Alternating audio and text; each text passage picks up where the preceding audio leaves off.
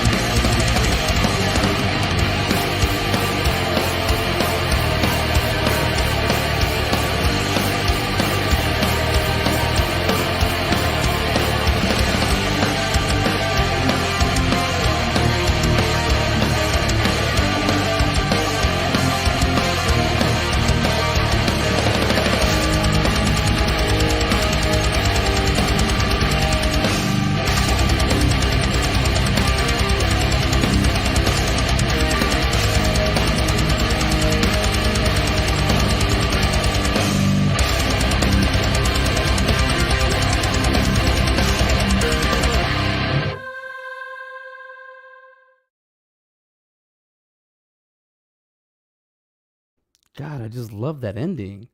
Oh, once again, that is Wayward Soul. If you're looking for any tracks on YouTube, check out Wayward Soul. Tell him CJ sent you. That's my cousin, and he's got a lot of, riff challenges that he does that are like a minute long. He handed me this one and said you could use this, or he had me a few, and I picked this one. So that's the new intro to my Manic Mondayz. And hello, welcome, well, come on in, everybody. Let's start a little bit late. I was doing some final edits. I got my guests in the green room. I don't want to keep him waiting much longer, but we are going to do a little intro here. Welcome to my Manic Mondayz. I'm your host, CJ Robles, and this is the movies and mental health show where we look at mental health through the eye scope of the cinema. And tonight's journey is going to be very, I want to like to say when I talk to these guys, fantasy, but it's also built in reality. So we have conspiracies, and I guess that's a good way for me to break it down. But I got the drunken turkey crew here, or the drunk turkey show. I got the host from the show here. They'll be here. And before we get started, I just want to update everybody on some stuff. What are we doing? Well, I'm almost done with the house renovations, as you can see. My son I'm still in my son's room, but there's nothing in here now, and now we're just gonna build a bed and get him going in. This is the old studio room I was in. But as you can see, he chose violence. He chose the red. That's my son's favorite color. So he chose this color, letting him have decisions and letting him pick what he wants. Steelers fan, thank you. Thank you so much. Follow. Everybody, don't forget, like and subscribe. I got to figure out to talk about that more often. But I'm still, man, I've been cracking up. I'm going to do my Manic Media right away in the beginning. It's usually something I do at the end. But I've been loving this book by Bruce Campbell, If Chins Could Kill.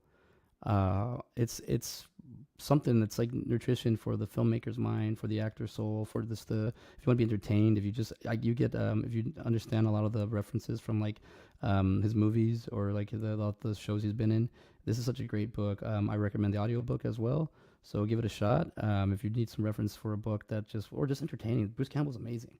So I give you a little insight of like what you're gonna get. It's gonna be a lot of Sam Raimi, a lot of Ted Raimi. Well, not a lot of Ted, but a lot of Sam. Ted's in there though, and then you're gonna get a lot of how he got started, where he got here, his family stuff. But then he really gets a big chunk of it, a big meat there, where he talks about the whole movie process, and it's fun. He's such an honest person. So I actually do have an interview that I have recorded. I need to post. I need to get on that. Hello, Leticia. How you doing? Hello, welcome. But yeah, so let's do a quote real quick because we got our guests, and I only got them for a little bit, so we gotta get on it. We got Joe Rogan tonight. Someone else's success does not equal a failure for you. Let's let that marinate for a little bit. Stand-up comedian, UFC commentator, and podcast god, Joe Rogan. Someone else's success does not equal a failure for you. Meaning that if someone is doing good, then that's okay. That means you'll be doing good as well. That's what I'm gathering for this. So as a quote that just has a lot of power in it, like I think it's true. Like you want people to do good, and you always hear about Rogan always promoting everybody and talking about other stand-ups.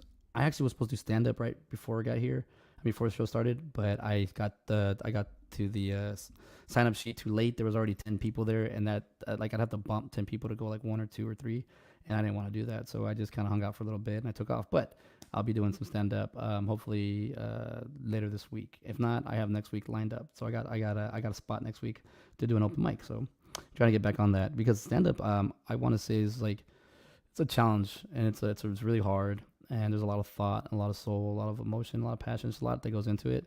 And that's just hard though. I think that's the out of acting, filmmaking, everything. Stand up's the hardest. Excuse me. Let's see. Hey, Leticia. Oh, you're bringing friends. This is cool. Welcome to the show. So yeah, you know what? Without further ado, since we have Steelers fans, this is this is a football. This is a movie. This is everything pop culture. We have let's get the Steeler fan in here. One of the hosts of the conspiracy theory show that I've fallen under a little rabbit hole last few days, doing a little bit of research. Let's bring him out today. Daniel J. Everybody make a big surprise. Shut up. What's up, Daniel? How you doing? I'm doing well, CJ. I'm doing well. How about yourself, man? Man, doing good, man. Just I'm happy you're here, man. I'm happy to see, dude. Your show's growing. It's awesome. Since last time I've spoken to you guys, you've been doing a lot, and then you're a father. Let me throw your information out there, but you're a father to be. So that's so cool Yep. that you're able to do all that while you're doing it. And it's like I like seeing somebody that's like was in the position that I was in, and they're going at and grilling. So I grinding. I gotta say, brother, keep it up, man.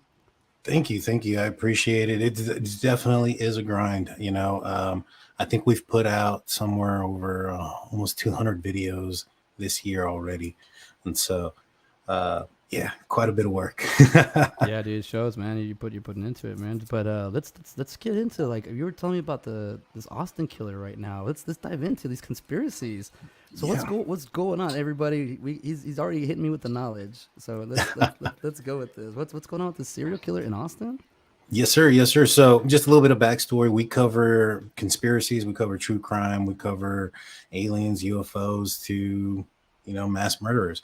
And here recently, we've got some information that there's been a rumor spreading through the Austin area that there's a serial killer. There's been 8 deaths in it's called the Ladybird Lake, 4 since March. So, there's been a pretty much a ramp up in this.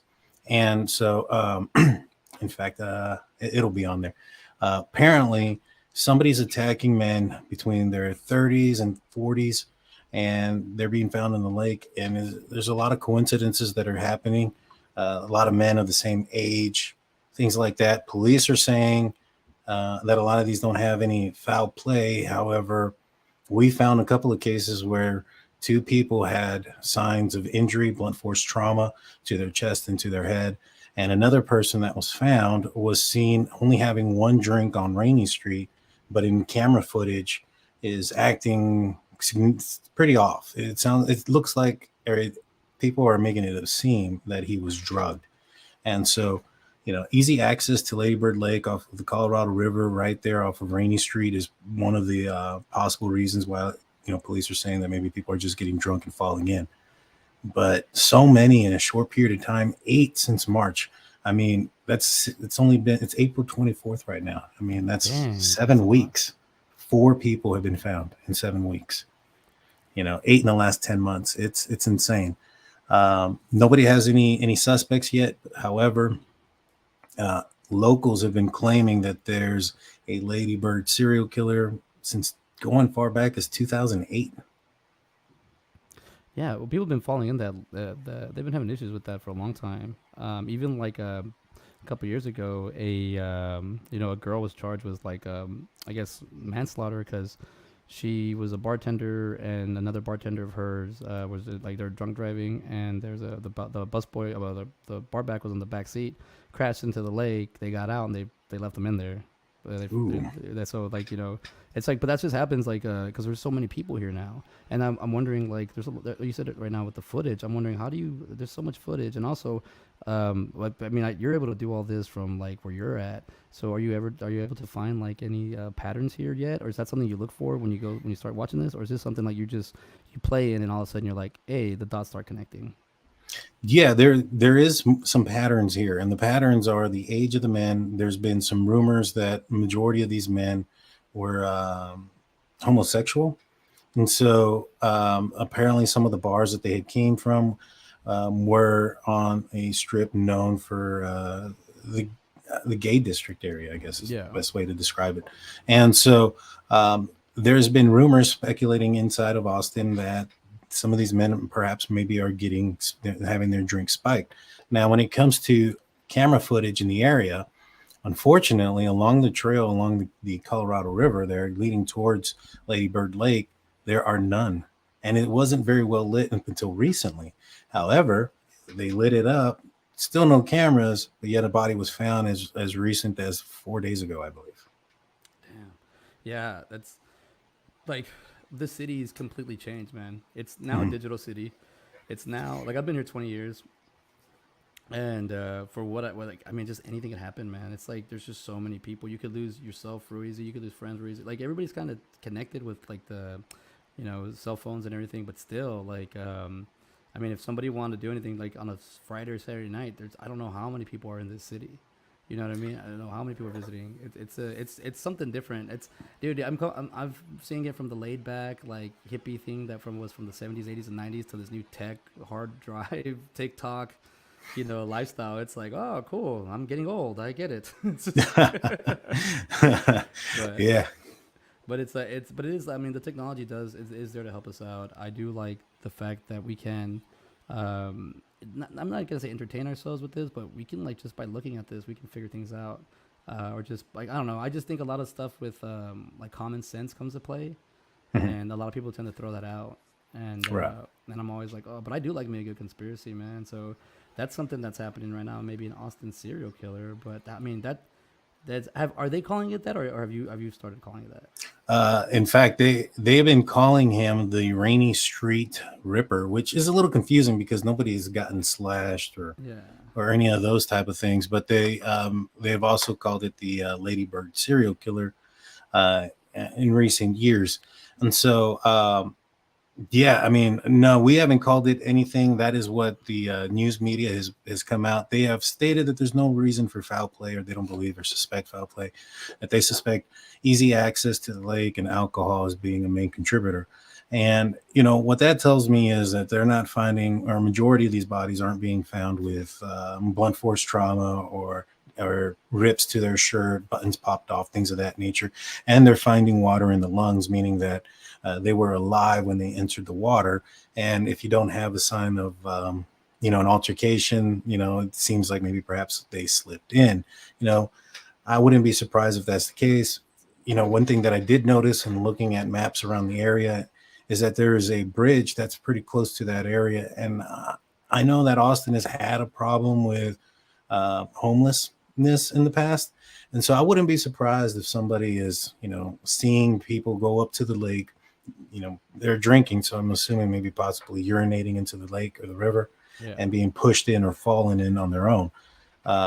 But, maybe perhaps somebody is, spiking drinks and taking them down to the walkway and pushing them in, and they are unable to swim. Some of these folks that have passed were known to be strong swimmers. So even if they fell into the lake, they assumed that they would have been able to have swam, back to shore.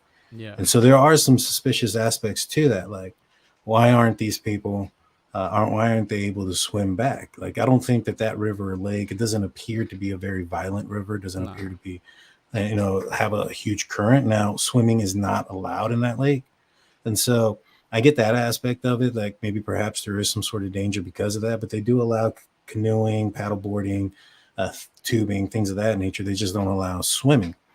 And so, but strong swimmers falling in and not being able to get out if they're not drugged and only under the influence of alcohol. I mean, it'd have to be heavy alcohol for them to be unable to get back off to the street. And if that ends up being the case, the people that are serving them this amount of alcohol should need to be found responsible. I mean, there was a situation not too long ago where there was a man who got extremely intoxicated at a bar, and he ended up leaving, got in his own vehicle. The staff at that bar, it was like a bar restaurant, so it wasn't like a club or anything like that. And I can't remember where it was at. It wasn't in Austin. This was a video that went viral because a Good Samaritan had tackled the person who was responsible for a DWI fatality crash. And so he ends up getting in his car, runs a red light, hits another vehicle, and then runs another red light and hits it T-bones a car where the occupant ended up passing away, who I believe was an off-duty officer. And so this person freaks out and runs, and then a Good Samaritan that sees it runs after him, trips him down, tackles him, and they fall to the ground. In that case, they charged the driver with manslaughter, intoxication, and they charged the bartender for serving that person to the point of their intoxication, since it was obvious as he was exiting, he tripped over stools, he was having difficulty opening the door, things of that nature. The bar, it was not even a busy day. It was during the daytime. He was the only, I think, patron in the bar at the time. If not, he was the only one visible from the camera angle that they showed. Yeah. And so I believe they opened the door for him to get out. And so my opinion, if somebody is serving these individuals to the point where they're falling into the water and unable to swim, that's a pretty high level of intoxication. Yeah. And so, somebody has to be responsible for that. And, there are laws that protect patrons from getting too intoxicated. Once you pass a certain limit, you can be susceptible to more drinks and things of that nature and making bad decisions and bad judgments. And I understand you're responsible for yourself, but when you're in that vulnerable position and somebody's taking advantage of you just for tips or money or whatever the case may be, that's why that's illegal. And so it also prevents other crimes happening as well. And so I'm not sure if there is a serial killer, so to speak, out on the loose, but there is a problem. 4 bodies in less than 7 weeks, in my opinion, is something that needs to be investigated to its fullest at the very least. And you're right about that. I think also just bring attention to that even if there is no serial killer, but there is like some kind of pattern here, like let's stop the pattern, or let's figure out what's going on. I think you're right on the sense that like if you've been drinking and you fall in there and then you get too relaxed, you will just suck up that water and you'll get tired. Like, man, I remember in college, or like when I was I've been in college for I was in college for a long time, but when I was younger, like 21, 22, going to Texas State, and we'd always have friends that would like drink in the jacuzzi and just pass out, and they like literally just pass out, and we'd come back and they'd be like, oh man, I fell asleep, and it's like, dude, what happened? Apparently, I don't know. What we noticed with the jacuzzi drinkers were, it just I guess thins their blood, or it's warmed up and it just burns right through them. I mean, it'd be like when I got into, well, I mean, I bartended downtown Austin for a while. I really hated that job because you are dealing with certain elements now. I got introduced to people that were pill popping because I was working in the suburbs a lot, and they do a lot of, back then they used to do a lot of pills, probably still do now, but they would do pills to the point where I wouldn't know that they were getting like wasted or like just getting crossfaded.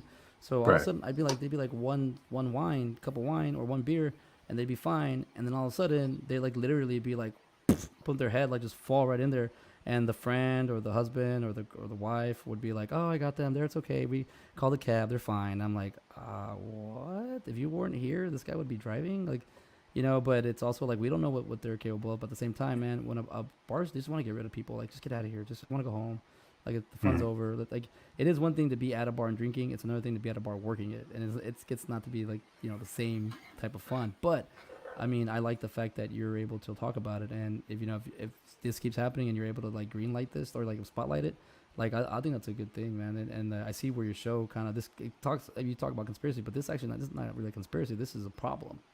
Yeah. So yeah, there's a cause and an effect. Yeah, let's see. Steelers fan, not at all. Yes, because the bacteria in the lake or river. I think that's why people aren't allowed to swim in it. Because it's dirty. A lot, yeah, there's a lot. Yeah. That's I could totally see that. Well, you know what? I did happen to. Oh, you said the Ripper earlier. I am doing a voiceover for a movie called Amityville Ripper, and it's a combination of the Amityville Horror House and Jack the Ripper. But I have a voiceover in there. So let's see what happens on that. Another thing was I don't have it uploaded, but I was in. I uploaded this. Oh, I do have it uploaded. Since we last spoken, I went to Las Vegas at the end of the month of March to celebrate my birthday, my brother's birthday, and I was also on a movie set, and I got murdered. So I'm in the movie Desert Fiends. I got about 20 seconds of screen time, maybe 10, but it's fun. I got to be murdered with two other people, so it's 3 of us. So we got slashed up. It was pretty bloody. They're That like, is awesome. yeah. So and then I brought my brother was with me, so I had my stunt man. so, so I had it with me, but it's fun, dude. Like just so like seeing like reality, like people actually dying, and then actually being in like a movie fantasy fake thing is pretty funny to me. That I get to like what do you call it? Talk about realness, but then play it out. It's I like it. You know, I like being an actor. I like doing stuff like that, filmmaking.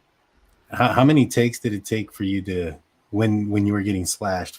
Oh, How many takes was that? we only had one take, good, but I'll tell you what happened, guys. Everybody, so this is what happened. There's two takes actually, but the way this is a gore movie, so it has Eric Roberts, Mei Lin, and Tom Arnold. They're the three main cast, Oh, nice. and what this is gonna be. They said this is Hills Have Eyes meet Terrifier, and that's all I can kind of leave it at. But it is like super gory death. So our scene, we had a malfunction with the blood, so it ended up kind of just gushing or under the camera's body parts because it just kind of went. It was we were supposed to get slashed on the middle, but the hose was I guess just it snapped, so it shot just down. But it was 50 degrees over there. We were in like the mount. I didn't even know Las Vegas had mountains. We were like about 30 minutes out of Las Vegas. We were in the mountains, and it was like I left. It was like it was 44 degrees, and it was 50 around there. It was like dropping, but I got hit with that fake blood on my feet, and I was like, dude, freezing. So they're like, let's do it again. I was like, yeah, let's do it again, and we did it. But dude, they got us good. You can feel you can feel it like hit you, you can feel it like slash you. So it's pretty cool. Like it was Brett Wagner killed me. Oh, get this out. He was okay. So I got so we're driving back in this Dodge Charger we got I got a bright orange Dodge Charger, and it was like pretty obnoxious. But we was already like 10 o'clock. We're driving back into Vegas, and we're staying up in the north part, so we're away from the strip, and we're coming back around. There's like around the casino, and I see a cop. What do you call it? Beside me, but as I saw the cop, I was just kind of pulling. I was messing around with my brother, and I pulled back the seat because the moonroof was open, and I was like, "Look, I'm dead," because I still had all the blood. I couldn't take the blood off. So because I went to a convenience store to buy a lighter, and everybody was looking. I was all calm. They're looking at me like, "What happened to you?" And I was like, "Oh, don't worry, I was in a car accident. I'm fine." I was making stuff up, and then I walked into a dispensary. The same thing. They're just looking at me like, are you okay?" I was like, "No, I just fell outside. It's okay." No, but because I don't have any pain. I was like, "It's a movie." But when I got what do you call it? When I did this, I joked around. I went like that, and the cop happened to just look to see because of the movement and saw inside the cab and saw me full of blood. So I got pulled over. I ended up doing that scene from Liar Liar where Jim Carrey gets pulled over by the cops and he just does all the honesty. I Yeah. started freaking out, and I had my hands like I understand, like I did everything right. I pulled over, make sure it's safe, 10 and 2, took the keys off, put the keys on top of the hood, had my seatbelt on, had my glove box open, had my brother's hands on. I was like, I don't want them to. Like, we're minorities. I don't want to get shot. So so I was like, all right. So he comes back. He comes to the car, and he's looking like all slow. And I go, he goes, license. I go, here you go. And I give it to him. And you can tell it's a rental. But I go, he goes, why you like that? I go, so I was in a movie right now. Oh, before he could say, he said before he was asking me, I go, before you say anything, I was in a movie. I was on a set all day. This is fake blood. It hit me. I got killed by Brett Wagner. He was in 2003 Texas Chainsaw Massacre. He plays Leatherface for like the first half of the movie. He ended up having a heat stroke on set. He couldn't finish the movie, but that was him. He's about 6'5". He's a big guy. He killed me. This is fake blood. I was on a movie, and he goes, oh, "Okay, I was about to ask you, but all right, have a good one." I was so scared, dude. Dude, he was probably scared too. Like, holy crap, what is this guy? What happened to this guy? Man, that's insane. Yeah, that's awesome, dude. So we've been contacted by two directors, or one director, producer, and another person that's in charge of films. One is for Netflix, and one is for the BBC and the British Broadcasting Company. Because we covered the Idaho. I'm not sure if you're familiar with the Idaho murders, the 4 university students. What year was this? This happened in November. No, I'm not anything new. I'm not up to date. Yeah, there was a house of 6 people. 4 people were slashed in the house. 2 people were left alive. This had occurred around 4 a.m. There was a witness. One of the surviving roommates saw somebody walk out of the house at 4:20 in the morning, but police weren't called till noon. It's a crazy story, crazy story. And there's a lot of stuff that's going on. They've arrested a guy, but now there's possible evidence that could exonerate him, and so he may not even go to court. It's a crazy situation. But that case has gotten a lot of attention, and we've been asked to come out on a couple of documentaries as ourselves. I couldn't imagine. It would be a dream to come out on a movie pretending to be someone else and have something else happen that's not just about us. You know what I'm saying? Oh, dude, and to be honest with you, you're doing like a documentary style, which is good. I have, as an actor, I found out that playing yourself is the hardest thing to do. Really? So yeah, pretending to be someone else is easy, man. But having to be CJ Robles in a movie, I was like, oh, this is gonna be tough. Because I don't know how I have to go back and look at myself on the interviews and stuff, and I'm like, God, I hate myself. It's like, why can't this guy just shut up? But it's like, like I said, I've been like also I've been whipping up some ideas, and I know Jaime. Unfortunately, Jaime can't make it tonight because he's at Taylor Swift concert. Granted, he had to take his girlfriend; she had to tag along, but he wanted to be there. Yeah, that was all his idea. It was his idea. So I have I have some stuff because I still want to toy some ideas with you guys. I gotta have you guys like just do a little brainstorming session because I was going back and watching our interviews and I was like, I remember I did say that I get busy, but man, I do gotta put these guys because you guys already have like the perfect kind of like not cast, but it's you guys kind of fit the mold of something. I was thinking kind of Ghostbuster-ish, not spiritual like that is in a sense, but as you guys kind of are the Monster Squad Ghostbuster-ish kind of thing.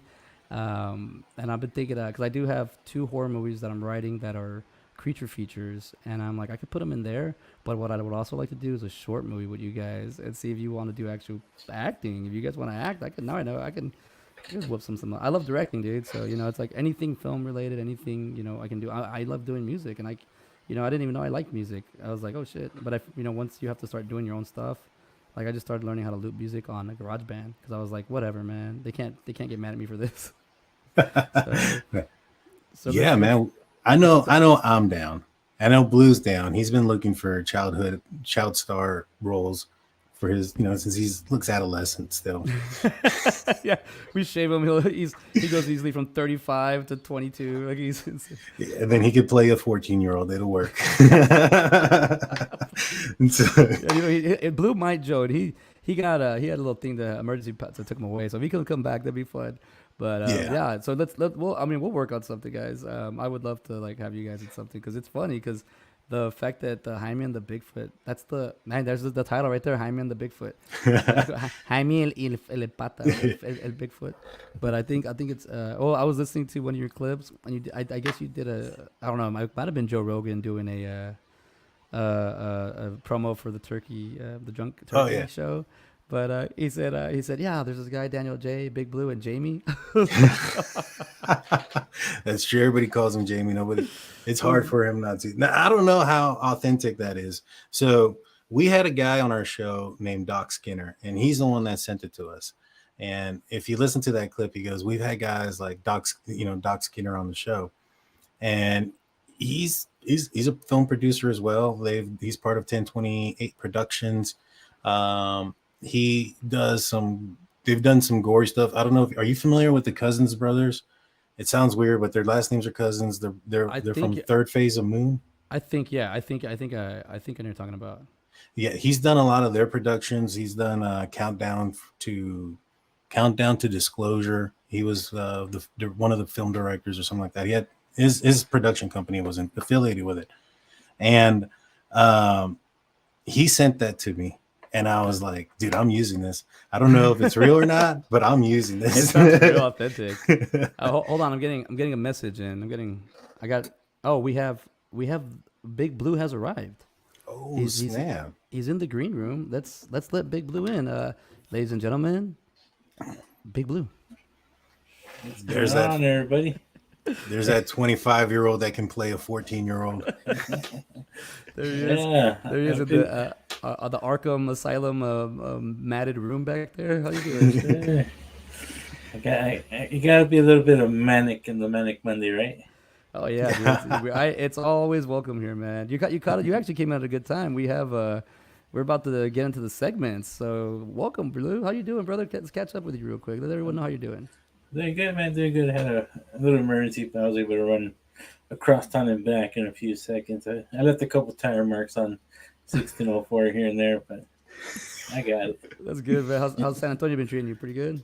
Been good, man. Been good, except for this traffic. It's Oh, horrible. yeah, sorry, man. Traffic went from Austin and went down over there. Yeah, we have a little bit. Oh, look, they're giving you some love out. What's up, Blue? So I got some. Since we're already warmed up a little bit, and we just talked about. Actually, we just talked about. I'll finish it off with this, Blue. I have a voiceover move. I'll be in a movie Amityville Ripper, and it's a Amityville horror with Jack the Ripper anime. I think it's an animated. I can't remember. Or no, I think it's alive. And then I've also recently was in Desert Fiends, so that'll be coming out in I think October 2020 of this year. And Nice. your boy didn't make it out alive, dude. They got me. Hey, it's okay as long as it came out right. Yeah, and I got one more movie I'm doing next month in LA called The Pancake Man. And sadly, your boy don't make it out this one. Jeez. There's a pattern here that I'm doing. Might be doing it on purpose, but I did want to let you know because we were just talking about this, Blue. I was talking with Daniel, and we're gonna work on something. I'm gonna put you guys in something, so we're gonna do it soon. It's gonna be Nice. I would independent, love that, man. rough cut. We'll do something short, and then we'll see what we can do to expand it. But Nice. yeah, I would like to see you guys in something. Oh, also, I just recently am also casted in Merciless Christmas. This is I had my guest last week, Cindy Sanabria, based out of the Bronx, New York. So I'll be in that too. So Nice. I have a little role in there. So I don't know if I die or not. She hasn't really told me, but I might. I'm happy for you, man. Yeah, trying to stay busy. I mean, it's all independent stuff. A lot of this is Indiegogo, so get a campaign going, and the people. I just if it's availability, if I can make it, I'll do it. But okay, I got a little bit of topics we can go. So we got 2 Joe Rogan topics, and then I got I got 2 topics of conspiracy. Do you guys want to just do the conspiracy topics based off documentaries that I found online, or do you want to just jump into the Joe Rogan? Let's hit it with the heat. Let's go with the conspiracies first. All right, so check this so this is my Manic Mondayz, the movies and mental health show. So we try to find any common ground we can with the life and see how things work out. Now, are we familiar with Elizabeth Holmes? Oh, that name sounds familiar. All right, let Yeah. me play this real quick and I'll get you started. So watch this. The youngest self-made billionaire that murdered and completely faked a $10 billion company. Elizabeth Holmes was once called the youngest self-made billionaire. She wore turtlenecks to imitate Steve Jobs and even faked her voice deeper to appear more masculine and dominant. This is what happens when you work to change things. Her backstory, she dropped out of Stanford at 19 to revolutionize the medical field through a blood test that could test over 1,000 things with just a single drop. She convinced billionaires like Rupert Murdoch and the Walton family to invest over $945 million. But the Theranos technology never actually worked. Not even once. This endangered thousands of patients with faulty test results. And at its peak, her company Theranos was worth well over $10 billion. Recently, Elizabeth Holmes has been on trial for years, until just a few months ago, when she was sentenced to 11 years on multiple accounts of fraud. So I had to put like double music in there because I don't want them to say that I didn't do original thing. But the reason I brought Elizabeth Holmes up into this because it's not really a conspiracy. We saw what she was doing, but leading up to this, the red flags were kind of there. And are you familiar with this? This is on she has a documentary on Netflix, I believe. No, this is the first I've heard of this. I kind of just skimmed through it real quick on the who she is. That's insane. Yeah, That is insane. $9 billion company. And it's like I think what's happening is a lot of people are trying to find like the new Mark Cuban, the new entrepreneur, and I think they're kind of going with hopes of these, I guess what we shall call millennials, and they're kind of lying. They're kind of full of shit there.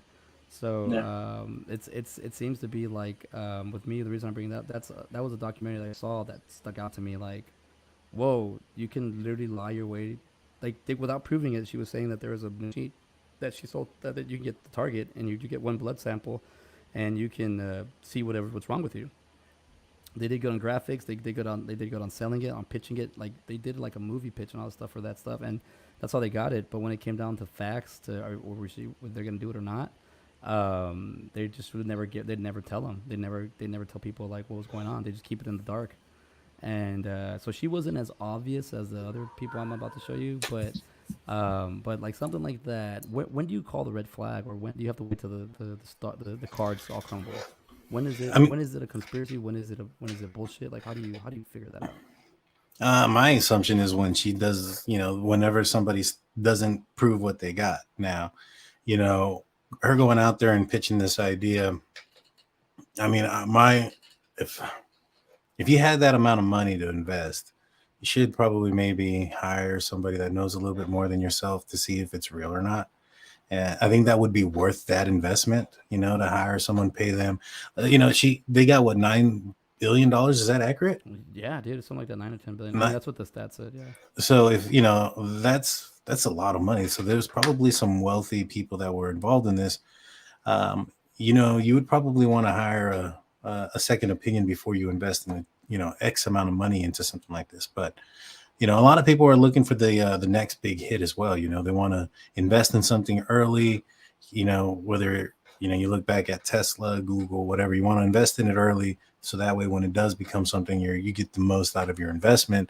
And they're investing in companies that aren't proven yet. I mean, the same thing could be said with like cryptocurrency, right? A lot of people made a lot of money in that. People were buying into it, and then the people in the know pulled out at a certain time, and a lot of people who didn't lost a lot of money.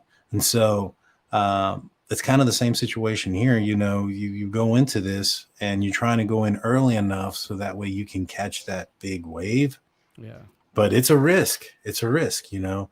And unfortunately, when it comes to something like this, they're investing into a company that has certain claims. If those claims aren't real, well, then that's a fraud. And so that's where the difference is when you're weighing in that risk. There is no risk involved in this. This is a failed company from the get-go because there was nothing real about it. And that's crazy that so many people were willing to pay her this amount of money. I don't understand what her end game was. Eventually, she was going to be found out when she couldn't prove.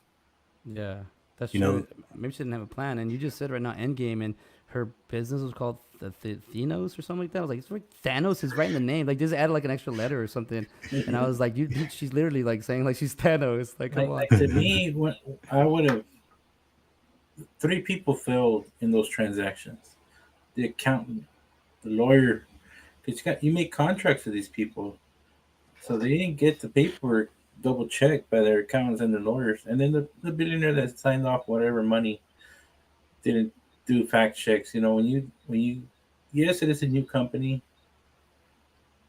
but they have to have the science, they have to have proof, they have to have studies to even get FDA approved. So if it's not FDA approved, I wouldn't sink any money into anything. You're going to lose it all. If they don't approve it, it won't work in the medical field. Yeah, and it just seems like to go that far though in the billions, just to get 1 billion like that.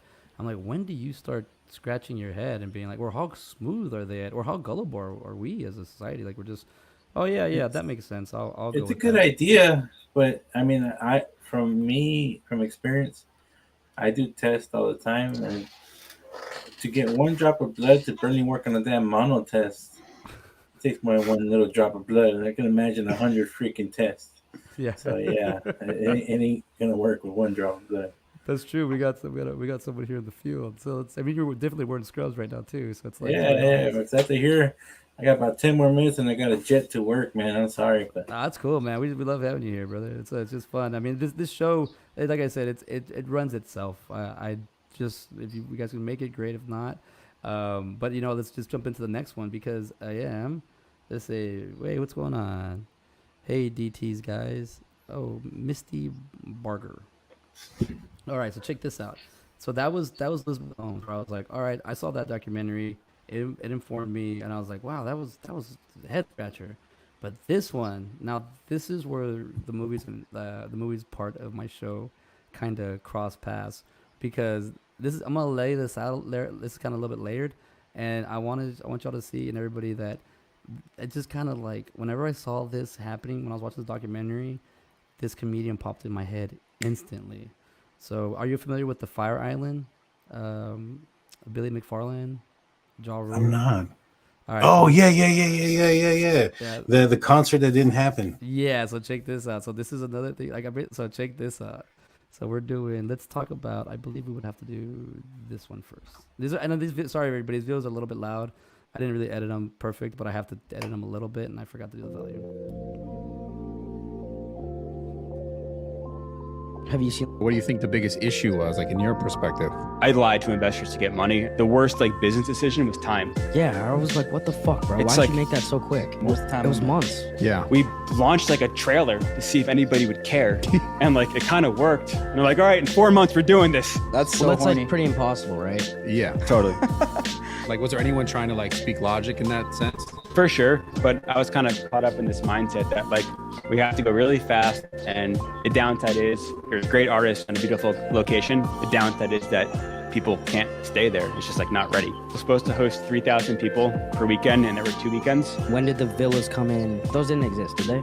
There were villas. We literally hired this former Navy SEAL guy to take a map of the island and all the neighboring islands, a photographer, a money guy, and him. And he would go house to house, offer to send the local family on vacation for 2 weeks, got the keys, and we had 200 villas. The guy with the keys in the villas just disappeared. What do you think? Dude, that's insane. So that's another one, Billy McFarlane, dude. This guy got far. Yeah, I remember that one. So this is let's just go to the next clip, because this is where I feel like you could layer this, because it's oh, okay, well there's this guy telling us that they lied already to the front, to their investors, to their people in their face. And let's talk about this is the aftermath, and this is one of the other business partner, Ja Rule. This is what he has to say after everybody was talking crap about him.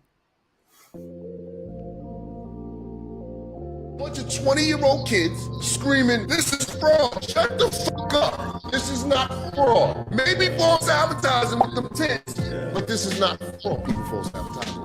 Overselling the product. Yes, you understand, and it's not illegal. Fraud is the intent to deceive. Never did we try to put on a festival. Our whole intent and plan was to rob everybody of their money. So you kids on this phone, stop saying fraud. I feel like sorry, let's see. I feel like that one, what do you call it? There we go. I feel like he kind of, the way he says that and the way the anger he uses Ja Rule on that, I feel like he was just lying to them. He was saying we weren't doing that, but that's what they did. Yeah. You know what I mean? So lying. Come on, Ja Rule. I laugh when you said Ja Rule, because 50 Cent bought out the first 4 rows of his concert one time, right? So it looked empty. He trolled them, a massive troll. Now check this out. This is okay. Here's the movies part. Here's where it kind of clicks with everything.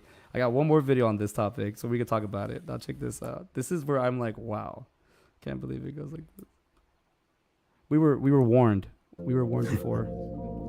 A great man warned us. And I remember right around September 11th, Ja Rule was on MTV. That's what they said. We got Ja Rule on the phone. Let's see what Ja's thoughts are on this tragedy. Who gives a fuck what Ja Rule thinks at a time like this? Nigga, this is ridiculous. I don't want to dance. I'm scared to death. I want some answers that Ja Rule might not have right now. I think when bad shit happens to me, I'll be in the crib like, oh my God, this is terrible. Could somebody please find Ja Rule, get hold of this motherfucker so I can make sense of all this? Where is Ja? Add me Ja Rule.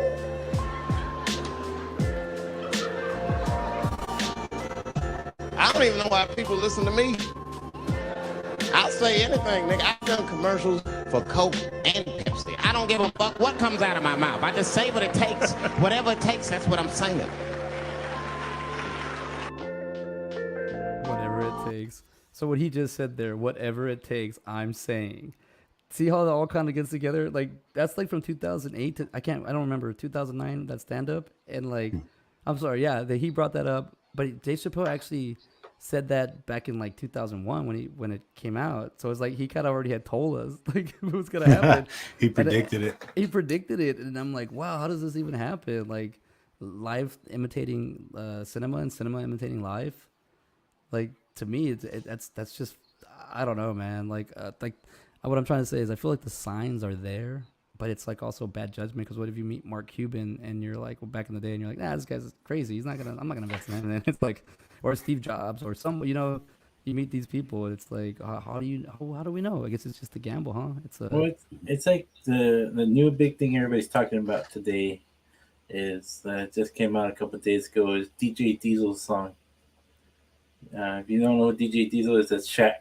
Yeah. Shaq came out with his song, and it's pretty funny. I thought it was pretty cool, but Shaq's got money and everything, man. He's just he makes money when he sleeps. Dude, Shaq. What I've noticed too, especially with all the videos online about him, like he's just living life. He's loving it. Oh yeah, man. I want to go to one of his concerts, man. They look freaking badass. And he was here in town not that long ago. And he was oh man, one of my friends, Chewy, man, shout out Chewy. He has a selfie with Shaq. I think South by, or I think it was South by. He came, or like last year or something. Shaq was in town, and Chewy was. I don't know how he did this. He got Shaq to take a selfie. I was like, I'm jealous. Nice. Like, I like to run into my celebrities because there's a point there where, like an athlete, after their career, does have like another path in entertainment.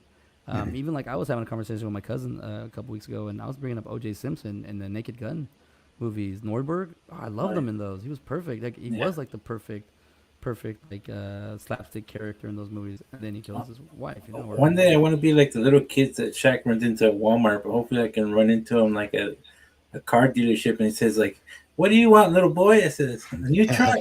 A new truck, Shaq. Yeah, Shaq does that. He'll buy. You shave the beard, the goatee. Blue. Yeah, man. He buys somebody something every day, man. He's a great guy. But Shaq, if you find this one day, I need a truck. I need a truck. Shout out Shaq. All right, so we're gonna go we're running a little close on time, so I want to run in a little bit on the one more. Let's do the Joe Rogan conspiracy. The reason I brought those up because they're documentaries that I've seen. Like there's one on Amazon Prime called Make Millions. Have you heard of that one? I haven't. That's the one where the McDonald's scratched the Monopoly. How it's rigged. Yeah, I've heard of it. That was a good one. One of my friends, she was like, "You need to watch this one now." I was like, "Okay," and I watched. I was like, "She was right. This is good." Yeah, man, it's a big scam. Dude, I bought so many freaking McDonald's because of that. Well, I got scammed. I think what I remember, and then don't quote me on this, but I think what happened was I don't think we ever had a chance of winning because from the get go, the winners, because there's only those so many pieces to collect the finishing pieces. Like you can get, if you need 5, they'll give you the first 4 like a lot, but that 5th one they'll only have 1. So I think what they got those from the get go. Like we never had a chance. We never had a chance. I think they might have. I think I remember they let like when they were getting kind of suspicious, they gave like 2 or 3 out, so they throw them out. But it was literally just like the security guard who was supposed to turn them in. He'd keep them, give them to somebody, and they'd go cash it in. And then, but it was like so. The thing about that, he got caught because it was so easy to connect the dots. Yeah. Like, oh, this winner, oh they won. Oh, there's a winner, oh they won. This winner in another state. Hey, how come they all have the same last name? So Yeah. it's like, like it was that kind of serious thing. Well, it's like the money lottery, the jackpot winner. You ever hear that conspiracy? Yeah, that they always become broke afterwards. No. There was a jackpot millionaire, the programmer for the machine. Yeah. To pick the numbers randomly. He would program it to pick the numbers, and then he would like get his cousins in another state to be like, "Hey, this is gonna be the numbers. Buy this ticket today," and they would win it, right? Yeah. But he wasn't giving them millions. He'd be like, "Okay, you win 250,000. You win 250,000." When you look down the line, like his whole family won 250,000 each, and like he would let him keep like maybe 50,000 after taxes, and then he would keep the rest. He would take all the money. Yeah. And he scanned the I can't remember what jackpots by millions. Hey man, if you're not cheating, you're not trying. Exactly, man. You ain't winning. That's what they say about college football back in the day. They'd be like, if you don't have a cheating program, you ain't gonna win. I mean, look at Tom Brady. He cheats all the time, and he wins. He doesn't cheat on football though. The one time I was on Congress in Austin, like I want to say like 11 years ago, 12 years ago, and I was just random. I had to get gas, so I had to like pump gas inside. I had to pump gas, but I had to pay inside, and I went inside, and that Lexus with the two-door Lexus with the hard top down pulls up, and this guy, instead of opening the door, he jumps out of the car, and he's like a shorter stature dude, but he's real fit. And he comes in there and he's looking, and we're like, oh, what's he doing? He's looking at the lottery tickets, and dude buys like, I don't know, $400 worth of lottery tickets, $400 worth of lottery tickets, and then he gets them and he's scratching them outside, and it's like we're just in line, and he looks at us, he goes, yeah, guys, I may make good money as a doctor, but I'm not a millionaire. I was like, oh, that's true. You got to play the lotto to win the lotto, and he was just scratching it off.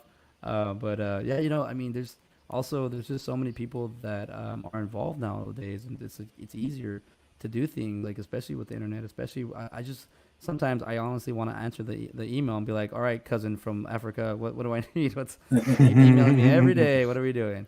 All right, so now we got some Joe Rogan talk. I'm gonna feed you guys what you came here for. So let's get on this Joe Rogan talk, and we're gonna talk about the discussion that he's having and see how much you guys know about it. Watching this documentary today. It's a new James Fox documentary about a UFO landing in Brazil in 1996. Holy shit, it's incredible. I had no idea that there's this city called Varginha, and in 1996, according to everyone who was there, according to medical records of people who were there, the military came in, they recovered a crashed UFO, and there was living creatures that people came in contact with, and one of them was this tiny little thing that this guy carried, and he carried it to wherever they were going to examine it. When he carried it, he got whatever was on its skin. It had like a slippery kind of skin. It got into his body and infected him, and he wound up with this horrible general infection, and he wound up dying. His body shut down. His immune system shut down. His body didn't know what the fuck to do with this alien thing that he was. All right, gentlemen. I love that you brought that up, because we actually covered that video. We covered that case extensively. We know the ins and outs of it pretty much. Yeah, we did it Friday. Oh, it was fresh. All right, yeah. So we do have that video out. We'll be I'll put tagging on that link, but just skim at the top of that conversation. What do you guys think? Are aliens? Did they crash land? So here's some weird things about that case. You have multiple witnesses that saw a craft coming down. Right? You had 3 different witnesses that described the same thing.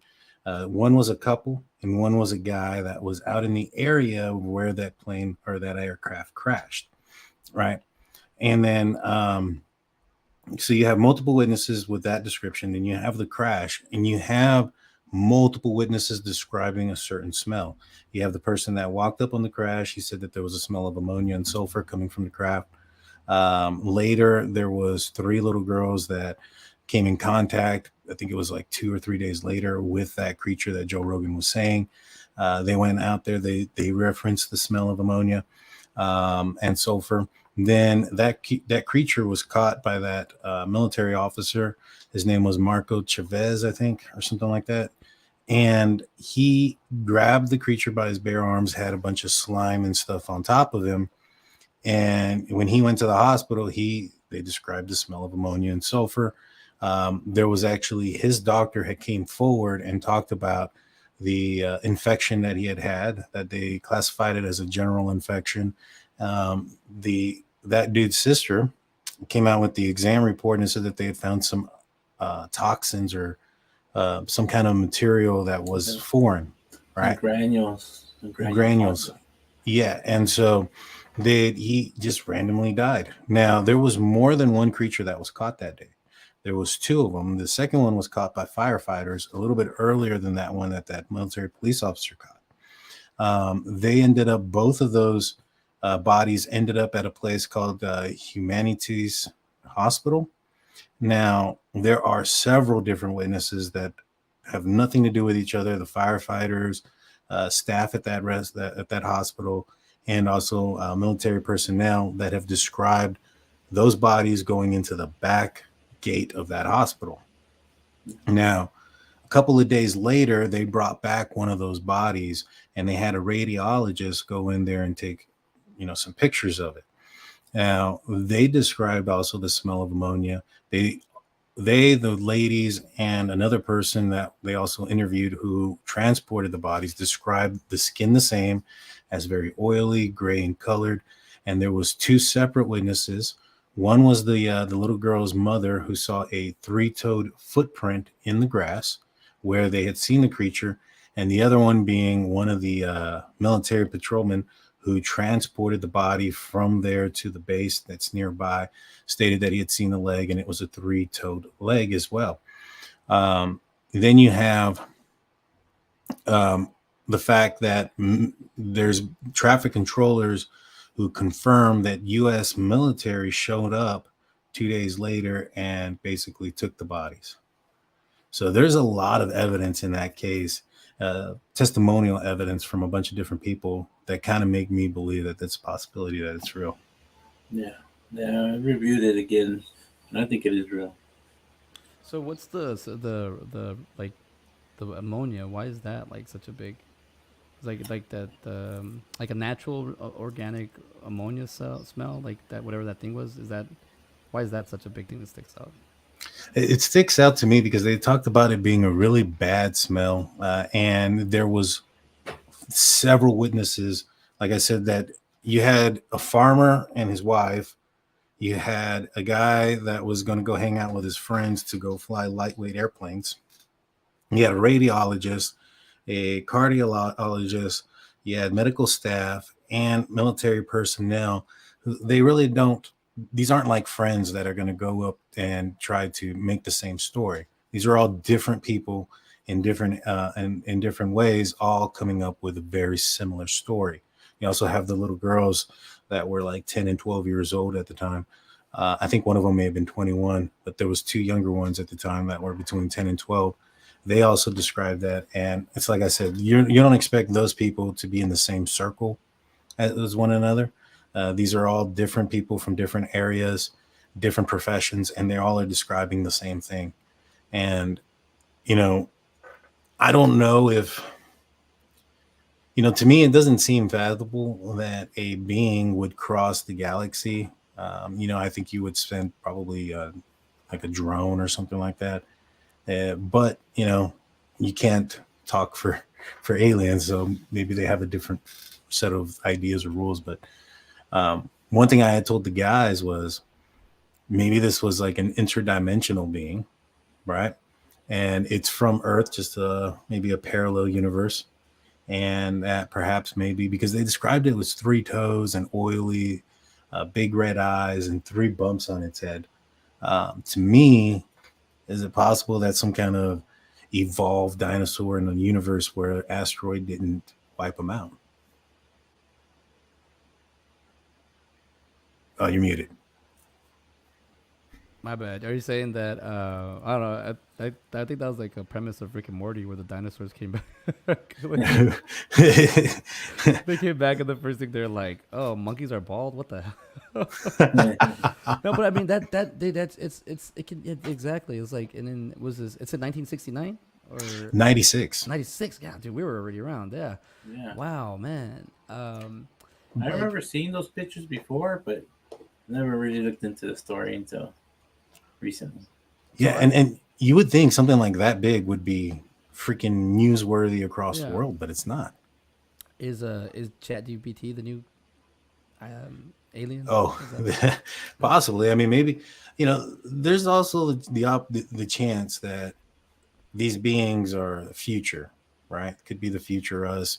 Maybe perhaps AI creates something, or, you know, there's been the theory that we are the creators of the next species, which would be AI. Let's just say, because AI wouldn't be here without us, right? Yeah. And so we're the caterpillar and AI is the butterfly. And so perhaps maybe they find a way to replicate and build themselves and, you know, Terminator this out of here and, you know, Judgment Day style, and who knows? Well, I just sent a report to the guys the other day, and I read the other night. I was flipping through some stuff, and it shows that it was showing that Space Force, you know, is not just for science no more; it's for protection. it's going to be our first line of defense against, That's true. aliens. I'm still too like cynical. I'm like, I don't think what do you call it, Skynet could ever actually go through with it. And the Skynet is the AI from Terminator. And the reason I say that is there's got to be a point. Now, this is me being this total smartass. There's got to be a point where when the AI is going through everything and being like, oh, the Earth, it needs to be protected. Oh, humans are bad. Oh, wait, I'm a computer. I was made to help. I'm a tool to help the people. Never mind. I'm not sure. I'm gonna say I'm gonna jump off, but I just want to say one thing. I'm not sure if you scroll through TikTok. In the middle of the night during my lunch, I'll scroll through TikTok. And there's an interesting one that I find all the time that I've seen throughout the day too, and it's always like an AI robot behind a good-looking girl, right? And she's always talking. People are chatting with her, and the robot will be moving behind her, waving hi, and it'll be speaking. And it's like half the face is actual, like a Joe, like it looks like one of those punching things, but it starts talking. The mouth moves, the eyes move, everything blinks. There's somebody controlling it. You can see all the wires running somewhere.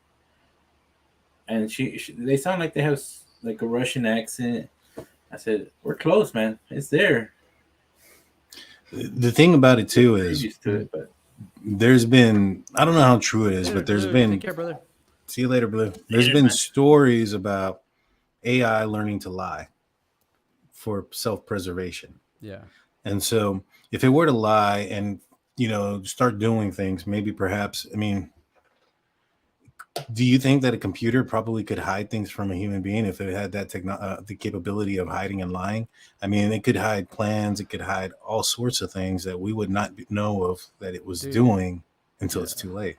Well, I got a big problem with the iPhone. Yes, Apple. I'm talking. I'm probably gonna get blocked for this, but I don't think if you have an Apple iPhone, you can go to your photos and there'll be little videos made in your phone that supposedly your phone made. I'm kind of a jerk about this. I've slept little bombs in there, little screenshots, little videos, little things that aren't really supposed to be appropriate for a day in the life of at the zoo for instinct. I don't think the AI is making that. I think people are actually I think it's Oz. I think the people are making these because I will go to my phone, and if you go to like the zoo or you do a family event somewhere, it'll pick like the highlights of that. Mm-hmm. But there's certain things I've done. I've screenshot things during the day, random hours, random times. I'll screenshot something, gross, something that shouldn't be in the thing, and it'll never make the cut.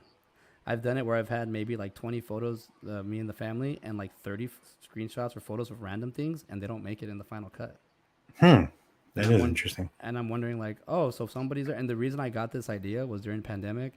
I got this little thing because I got a video that I was down, feeling depressed. I was just like, let me watch my phone, let me smoke this, and let me just drink. And I was looking at it, and my phone was trying to cheer me up.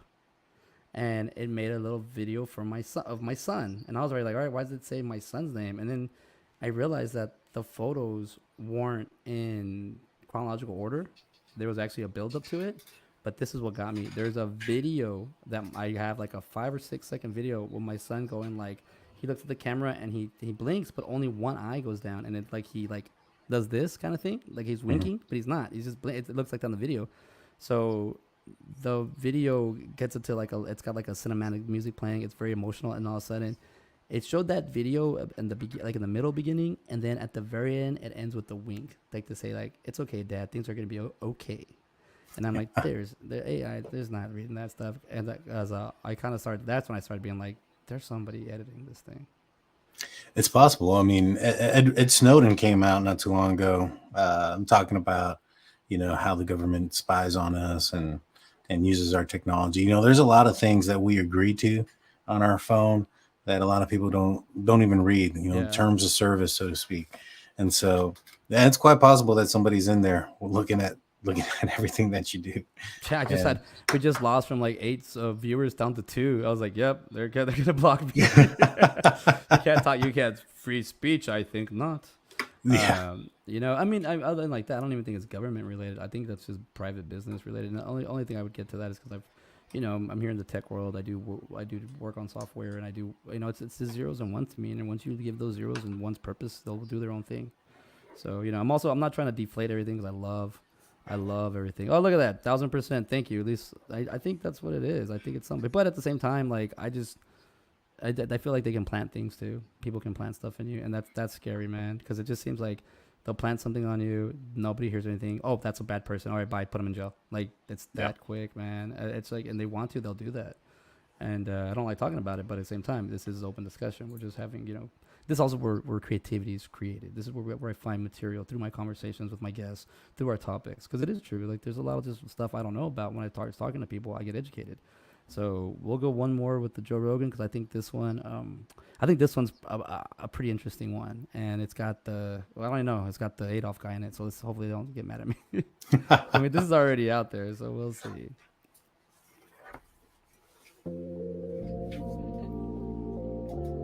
I was watching a video of Hitler tweaking. Hitler's on speed, he did a lot of speed. Yeah. He's at the 1936 Olympics, and he's sitting in the audience like this. Tweaking. Yeah, I was like actual footage of him. Yeah, Okay. it's actual footage. So he's just rocking back and forth, tweaking. Wow, he does have crackhead energy. That's amazing. 100% tweaking. So, I mean, there's no way you rock like that if you're not tweaking. He's like fidgety too. Where's his left hand? What is happening there? He's touching He's got a glove. Yeah. His left hand's got a glove, and he's rubbing a gun on his dick. Go back to that. Let me see that again. Please, replay, please. Look at this.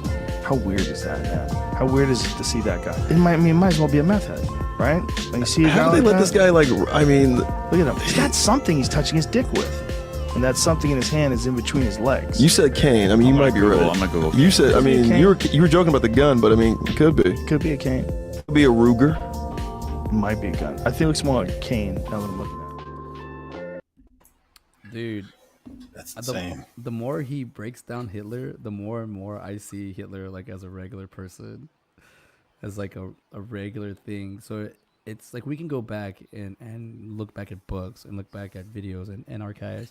And the fact that there are people like Joe Rogan or other people that have like, or like yourself, you will go back and look at that footage and see different things, see different thing. Like, I mean, that tweaking thing, I probably seen that video before and I just never thought about it. I was like, whatever, he's just Hitler. But do you think, like, what is it that attracts I guess not just Joe Rogan but yourself? What is it to like finding out? Is that like finding out the truth or finding out the normal, or what? Like, what is it about like things like those topics? Like we just saw, like, was Hitler on meth? Was he a crackhead? Like, you started hearing all this stuff. Like it's the mystery. Okay. It's got to be the mystery. When we look at stuff ourselves, what are the things that we put on our show, and it's the mystery, like what is going on, why is it going on? You want to answer a few questions.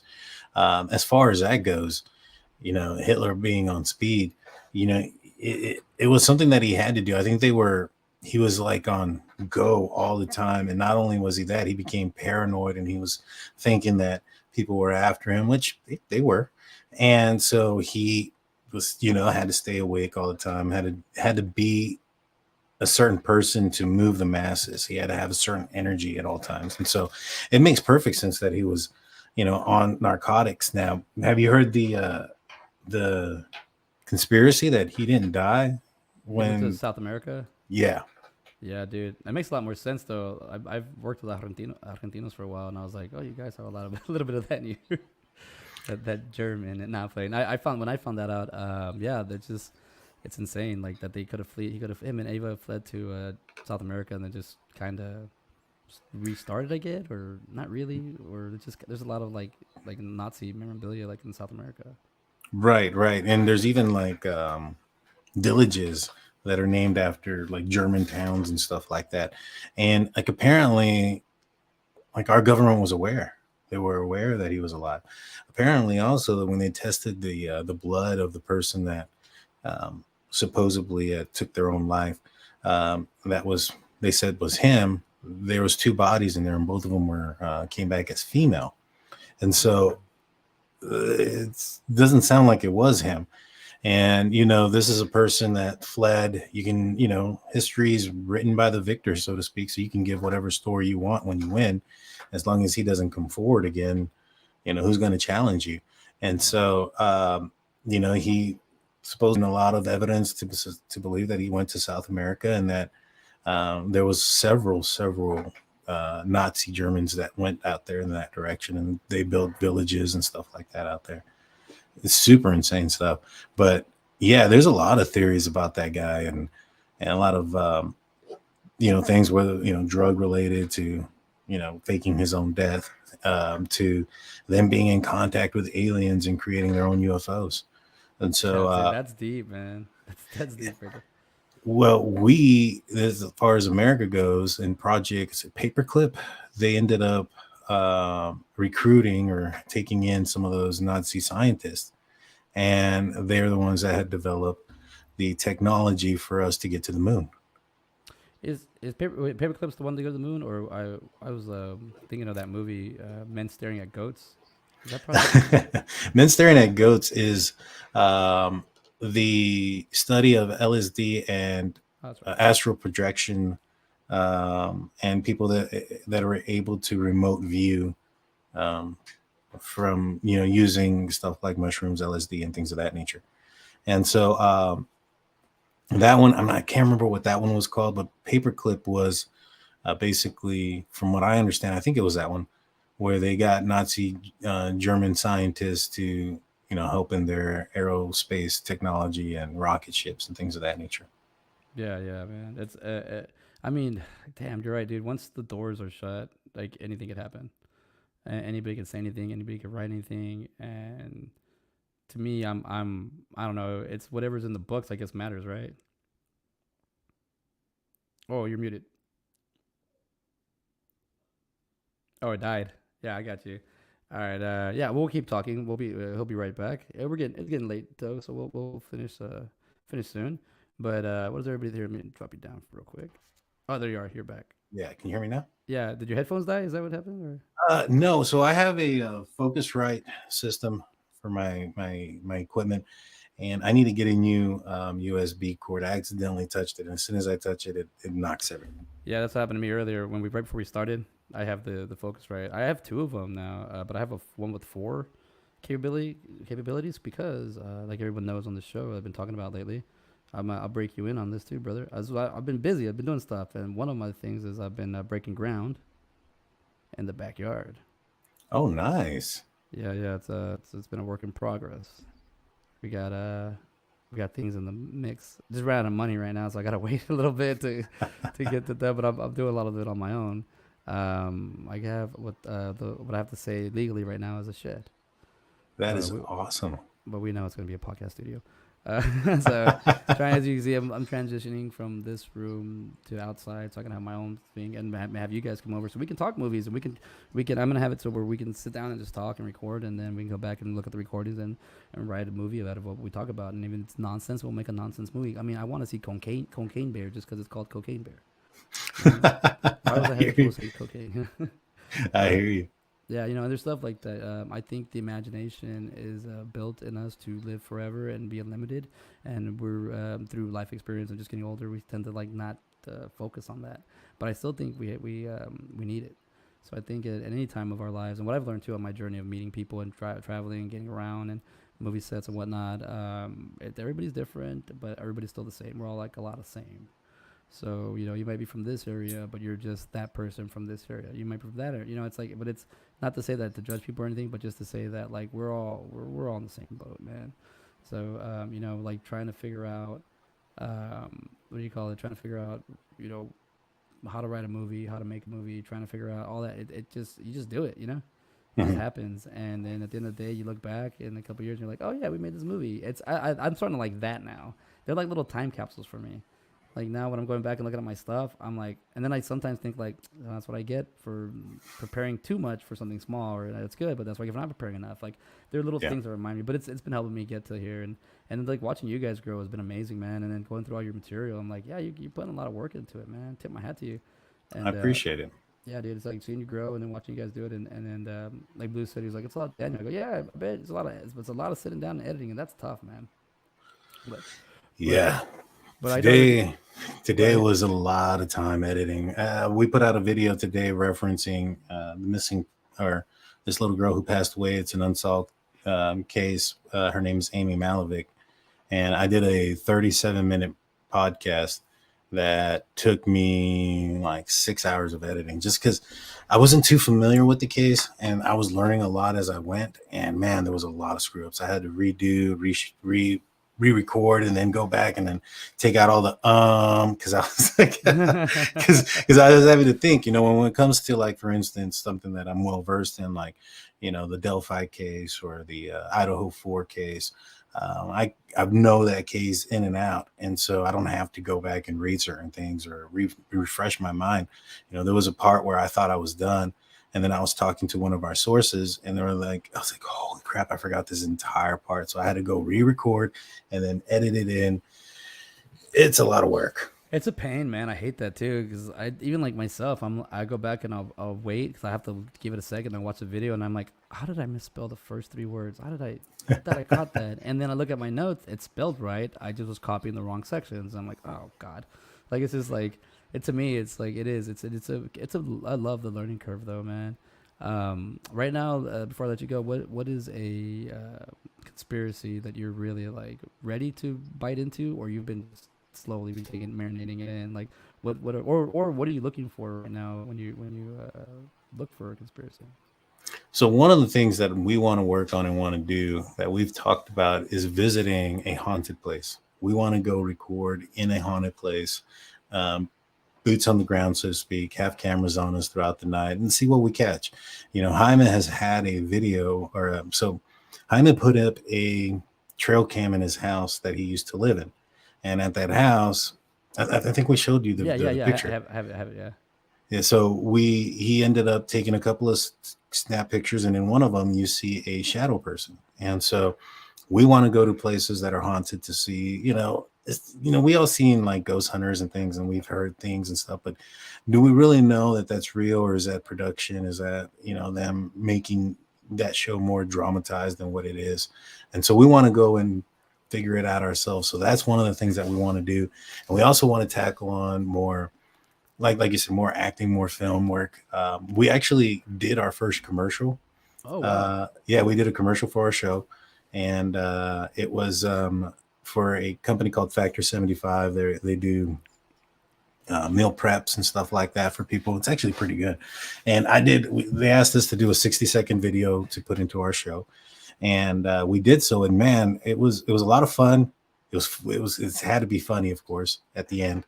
And the thing about it too was it was 60 seconds, but it took us like 2 days to do. And I was like, man, could you imagine a freaking full-on movie? How long that probably takes, editing and doing the scenes and things of that nature.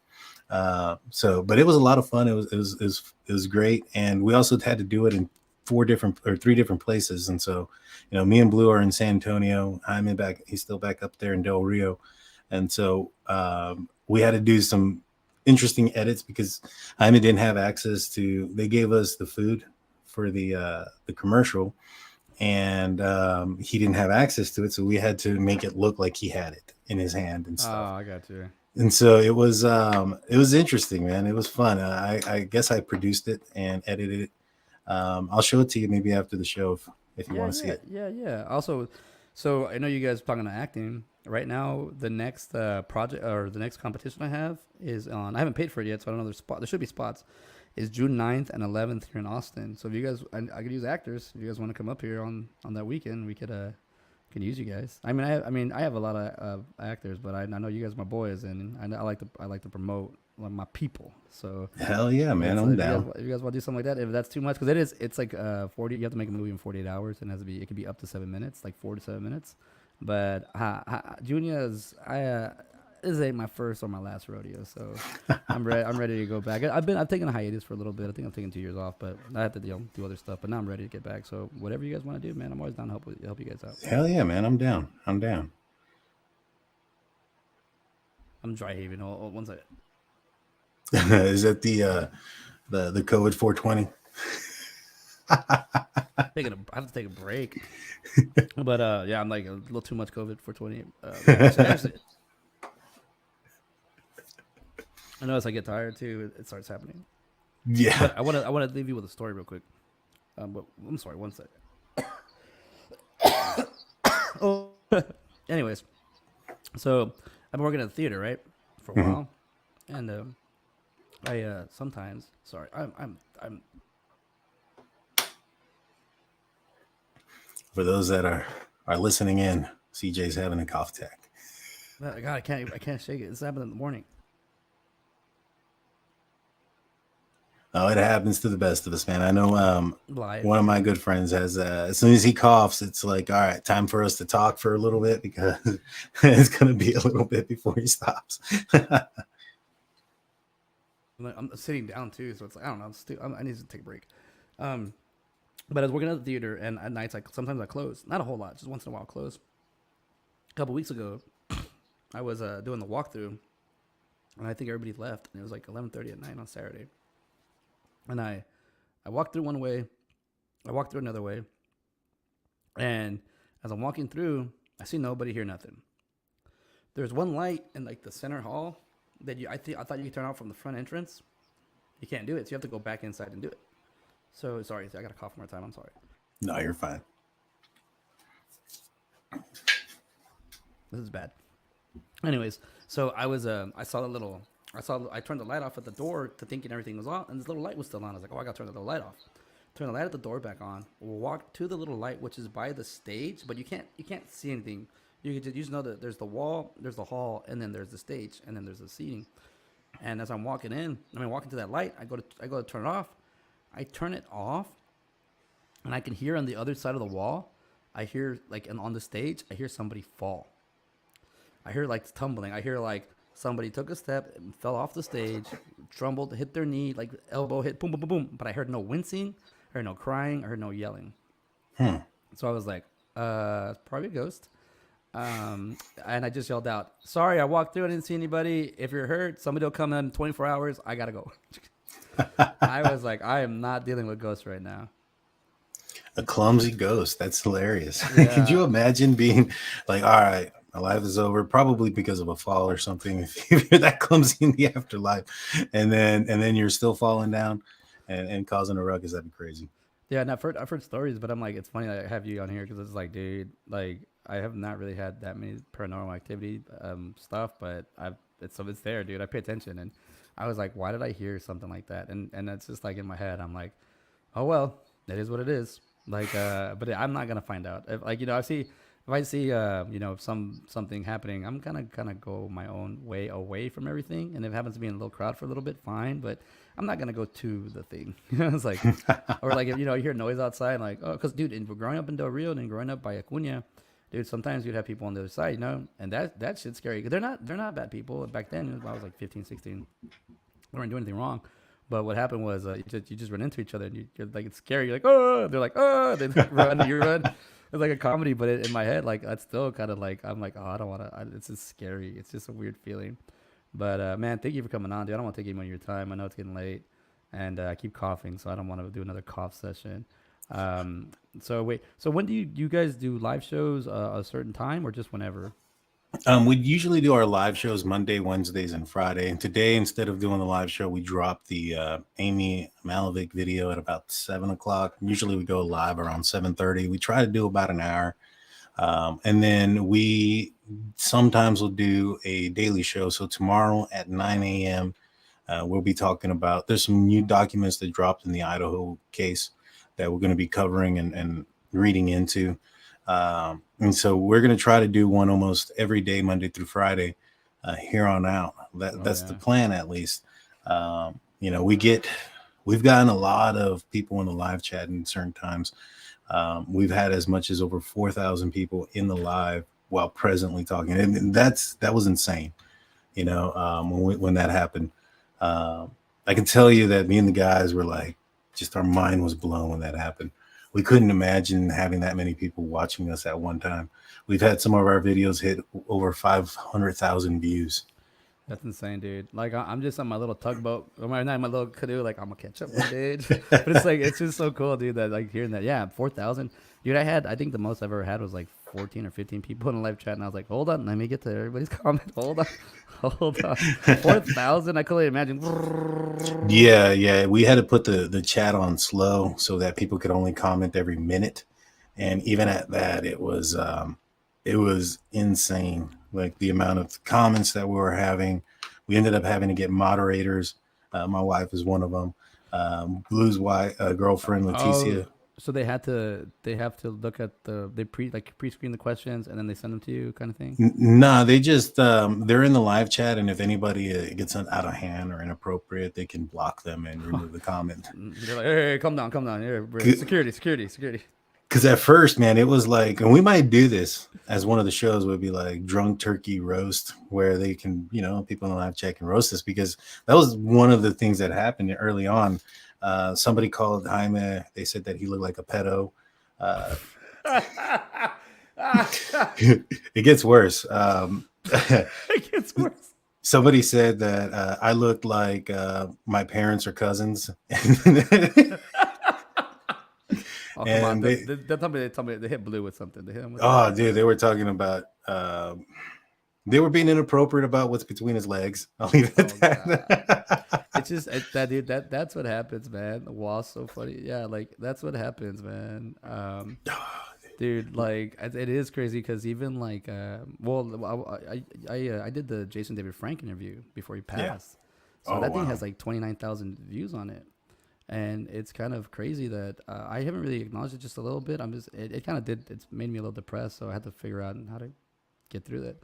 But what do you call it?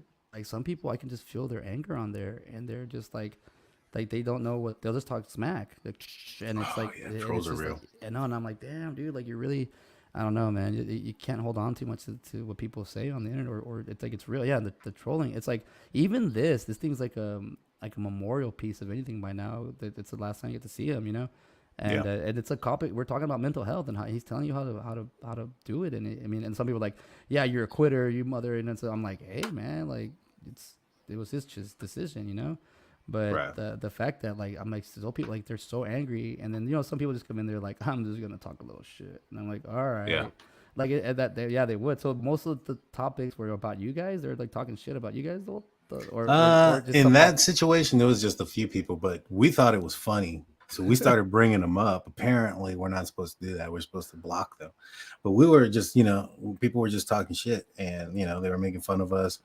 The things they were saying were hilarious. So we didn't think anything bad about it. And then people were like, hey, you shouldn't let people talk to you like that, and like all this other stuff. And I get it. Sometimes we get some sensitive-ish people in our live chat, and they can't handle certain things, including a difference of opinion. We'll be talking about this case, and I'll say something to the effect like, I side with the police in this situation. I think that they probably got it right. And they're like, oh, what about guilty, innocent until proven guilty? And I'm like that's a court thing, man, before they get charged. But you can have evidence and what's out there and make your own conclusion, and for me, when it comes to these cases, I usually typically side with the police because they have more information than I do. They have more evidence than I do.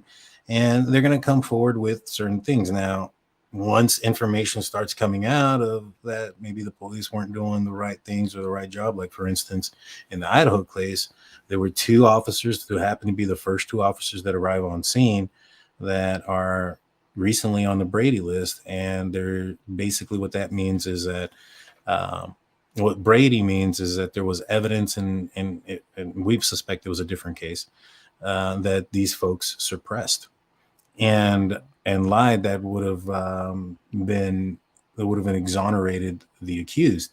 And so these guys were involved in that. And once you get that information and you start looking at the probable cause affidavit, and they talk about they found a knife sheath that had the alleged actor's DNA on it. When you read the probable cause affidavit, it says that sheath, you could see it from the door and that it was next to the bodies. But yet only one officer saw it. Another officer had to be told that it was there later. Like, it didn't make sense. And so people are thinking maybe it was planted. Now, I don't think so. Not in that aspect. There was another guy named Brent Kopacka. So this happened November 13th. On December 13th, Brent Kopacka, who lived in the nearby town of Pullman, Washington, which relative to Moscow, Idaho, where this incident occurred, was only 10 miles apart.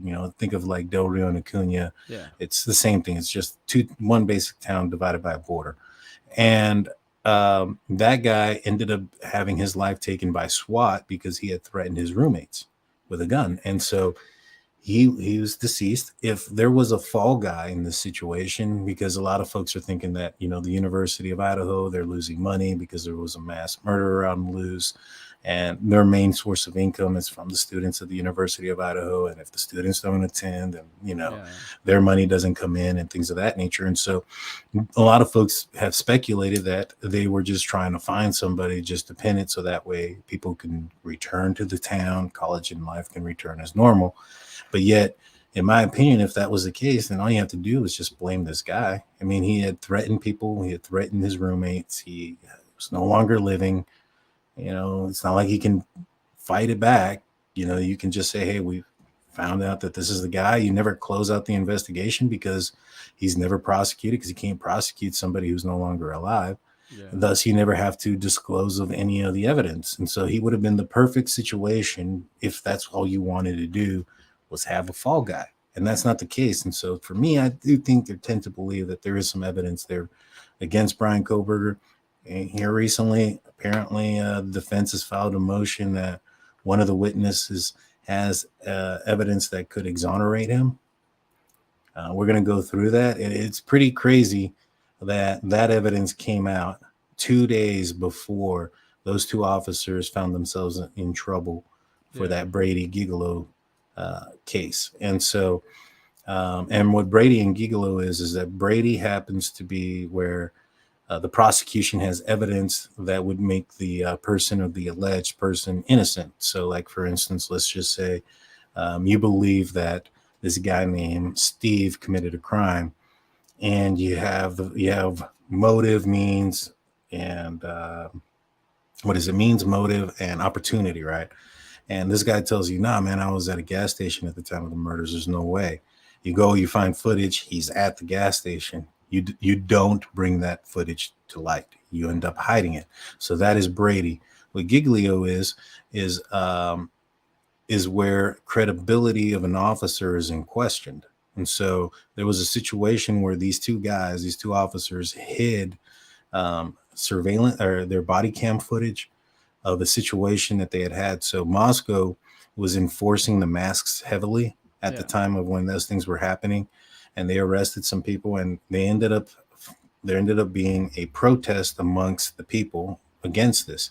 And what they were doing was they were using the Soviet, the slick or whatever it's called. And because the city of it's called Moscow, but it's spelled the same as Moscow, like in Russia. And so they were kind of playing, words on that. And the slogan for the Moscow Police Department at the time was "We enforce because we care," and they were putting that slogan on that red sickle thing that's relative to Moscow, Russia, and Soviet Russia, and saying "We enforce because we care," basically calling them communist. And what happened was these two guys, one was a juvenile, put that sticker on a pole. Well, the police end up going out there, separate them, arrest them, they interrogate them. And when they say that, hey, our Miranda rights weren't read to us, and they interrogated somebody that was a juvenile without a judge's order and or, people, a parent present, they denied that had happened, and they denied that there was any body cam footage. Come to find out, some body cam footage was discovered, and it ended up being what the kids had said. And so these guys had lied under oath, saying that there was no body cam footage at all. And so now their credibility is no longer good or valid. And now these were the same two guys that showed up first to this case. And now there's a sheath that not everybody has seen that was there that does show up at 4 o'clock that so happens to have this guy's DNA on it. So now it's making a lot of questions there. And I think that the defense or the prosecution, is aware of that, because they've made statements in affidavits that there's a chance that the DNA off that sheath may not be used or admissible in court.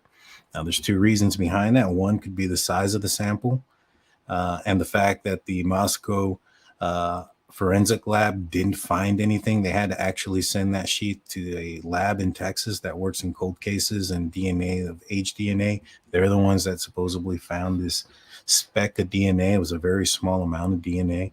It was touch DNA, and or possibly the other reason why it could be thrown out is because if you have two officers that arrived on scene, anything discovered based on their testimony could be thrown out because of their credibility. And if that sheath was discovered there by them initially, that could be a situation that gets it thrown out. And so it's a pretty crazy situation there out there. And I think that when you look at the case from a different perspective and just take a step back, I think that there's at least a defense there for Brian Kohberger. So the actual police or the law enforcement, they're manipulating a lot of this, or they're letting shit fall to the side. Right? It sounds like they hide evidence. Hides evidence, man. Yeah, and if they were willing to hide evidence for a sticker, what kind of evidence do you think they're willing to hide when it comes to a mass 4-person quadruple homicide? Yeah. Man, it just seems like there's too many things that can connect dots in that field. Like, why would you even attempt to like I don't know. I think honestly it is the best policy there, even if you're gonna lose stuff. But I mean, at this point, like I think, especially in modern time, especially with like everybody is able to watch like an ATM footage is everywhere now, or convenience stores. There's just so many. I mean, in Austin, everything's lit. There's so many. I mean, certain areas don't, but I mean, everything's lit, and I know there's cameras everywhere, so it's always like Big Brother's watching. And I feel like if you're somewhat of like, I don't know, at least law enforcement, if you start saying things don't show, it's not one of those jobs where you can be like, oh, I didn't plug it in, or oh, we can't, it doesn't make sense, or I think you have to further investigate. It just seems like they, like in the back in the day, they used to be like, oh, we don't know, we don't care. Nowadays it's like, no, we can do this, we can backtrack, we can figure it out. Yeah. But man, that's what you just dropped. You're right. When you know your stuff, you know your stuff. When you're dropping, I was just taking it in. I was like, these guys are lying. Look at this. It's just like that. And then also they're like the Russia, Moscow, is that they're doing that on purpose? Like it was started by the sticker, you mean? Yeah. Yeah, the sticker was from the students of Idaho. They thought that it was there was so little people that were, I don't think they had anybody that contracted the C19, and there wasn't very much people coming into that area, so they didn't feel that it was necessary to be masked up, and so they felt that it was a power type of thing when it came to them, because it's such a small knit community. It was only like 20,000 people, but they didn't have a lot of visitors to the area. Yeah. And so I get and understand that aspect of it, and it didn't look good that the chief of police arrested, while being recorded, members of the church who were singing in psalm outside in a outside area without a mask, and they were apparently they stood within 6 feet of people, and so unmasked, and they arrested them in front of everybody. Yeah. Including cameras, and it just wasn't a good look.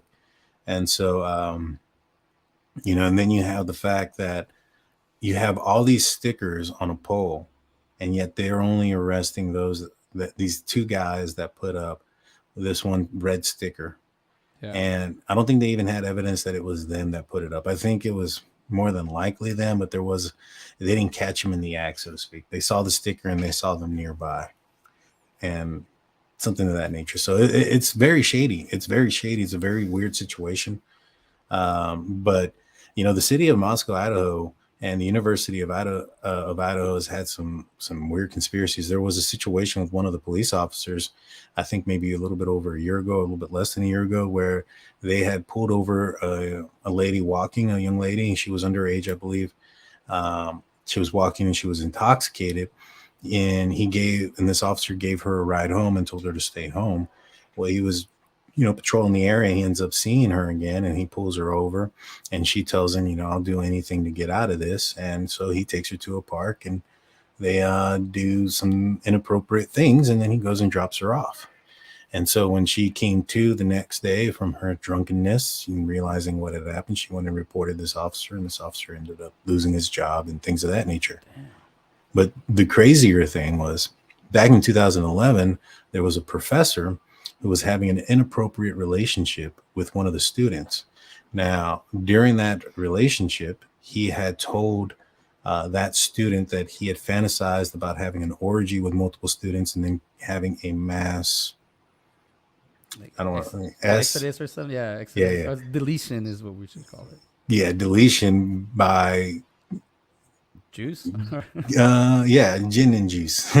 Yeah. You know, I don't want to say too much because then that would probably, you know, Yeah, YouTube yeah, will yeah, definitely yeah, strike. yeah. But those students, because he told more than one student this, those students went and told the University of Idaho. The University of Idaho told them that due to a confidentiality situation that they couldn't do anything about it, that if they felt that they were in danger to go to the police department. Less than 10 days later, that female was killed by that man by a weapon similar to what he had described that he wanted to use, and she's no longer here. And so, but Idaho, the University of Idaho, even though they had a report of something possibly more nefarious with multiple victims being possibly involved, chose not to do anything due to confidentiality. So he did like a test run, kind of, where you just wanted to. You saw it like on a lower scale with one person. That's man, yeah. I guess that's not considered the Midwest, is it? But it's like there's something in that little area. No, it's pretty close to Washington, Yeah. and the but it's in a rural area, a bunch of cornfields around it, nothing much going on. And you know, there's, I think, a combined maybe 35,000 people in both cities. And so, yeah, it's a small knit community. Everybody knows everybody, type of thing, and it's a crazy situation. Man, you really like because yeah, man, you know a lot of stuff. That's crazy. Have a good night. Hey, Big Blue, have a good night, buddy. Thank you for coming on. You know, man, it is getting late. I don't want to take you. I did say that about 30 minutes ago before I was like, yeah, let's get on your stuff. But it's like, dude, it's like when you, one thing about this show is it's just things that I find interesting, or people that I feel have passion or a curiosity or an understanding of what they're doing, or not understanding, but just keep doing it. And the fact that you're just talking about things you know is bound to help you out, like in this field, you know, because it is when you get someone's angle or different angle on topic, or you understand where someone's coming from, or just someone explaining stuff. It just feels good to hear that conversation. With Ben Garrett and I came back and we're doing side by side movies again, and we took like a long hiatus, and then we're slowly trying to get it back up. And as we're doing the new shows, it's just more like, dude, I just miss hearing your voice. I just miss having a conversation with you. And what it is, it's also, I feel like it's just a part of the, like when I wait at tables, you're in the wait station, you have a conversation, or also called like water cooler talk, where you just kind of go and just talk about random stuff. And I think that's what's good about the, you know, YouTube and the internet. We get to have like a common interest. Now, conspiracies, you can go anywhere with these things, dude. They're I don't even know if they're like self-interpreted or they're just like it's just what you can think. And if you I don't know, man, it's literally like plugging things in your head that you've already done before, or you know, or knowledge, and you bring it all to the light, and you're seeing how that compares in the story or in the facts. Because what I'm trying to say is like it's like what Ted Bundy did, the sorority house, right? He like knocked out all the, and it's like, how simple is it? He just got a piece of log, walked into the sorority house, and then knocked them unconscious, or killed them while they were asleep. And I'm like, you can't replicate that, can you, with all the modern day technologies at universities? But then you're telling me this stuff, and it's just like, well, they can. People are just hiding shit all the time. Well, here's a real quick angle that a lot of people are looking at. So Brian Koberger, the alleged person that committed this crime, is a PhD student at WSU in criminology and psychology. He had gotten his undergraduate degree in DeSales University in criminology under I can't remember her name, Kathleen, something with an R, but she is the person that assisted BTK, buying, torturing, in doing his autobiography, and has done extensive work with him. In fact, that a lot of her classes, when it comes to the mind of a psychopath and a killer, is referencing BTK and other serial killers. And so Brian Koberger, when you look at this case, kind of resembles a lot of different serial killers. You have, if this is the first time that he did it, you have BTK, who was 28. Brian Koberger's 28. BTK's first attack was 4 people.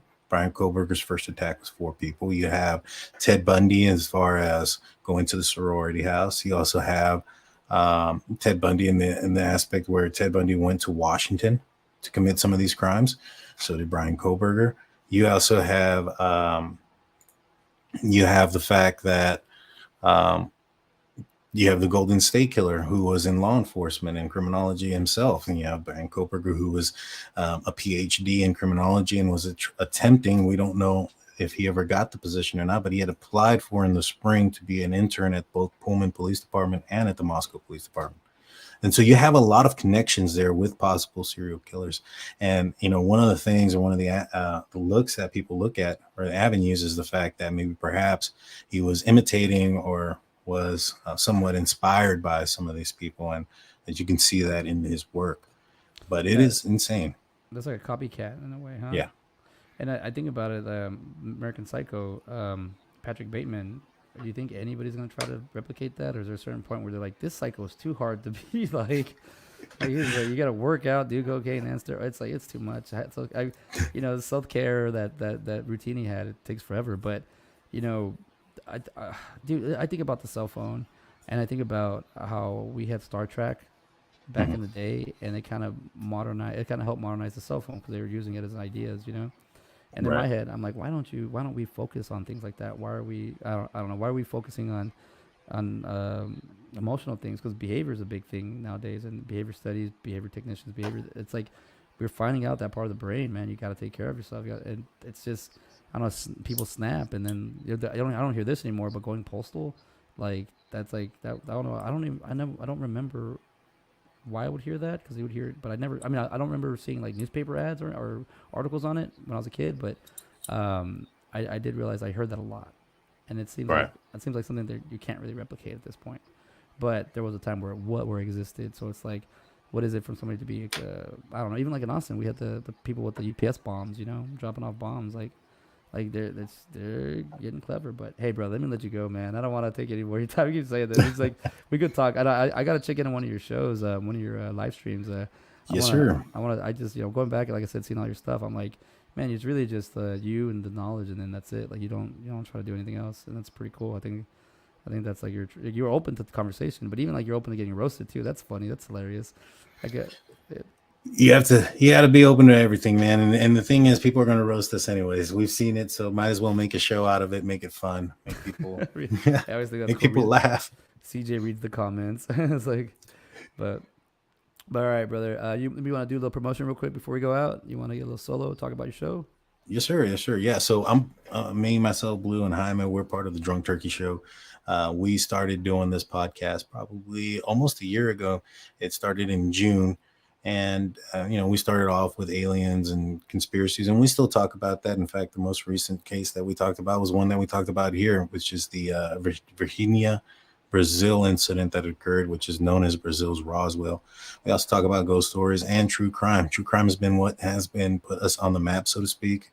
If you're interested in those type of cases or podcasts, check us out. We're at the Drunk Turkey Show. We're on YouTube, Spotify, Apple, Google, Amazon, everywhere you find your podcast. In fact, go tell Google or Alexa, hey, play the Drunk Turkey Show, you'll end up hearing us. So check us out, give us a like and subscribe if you do so, like our content. We'd appreciate it.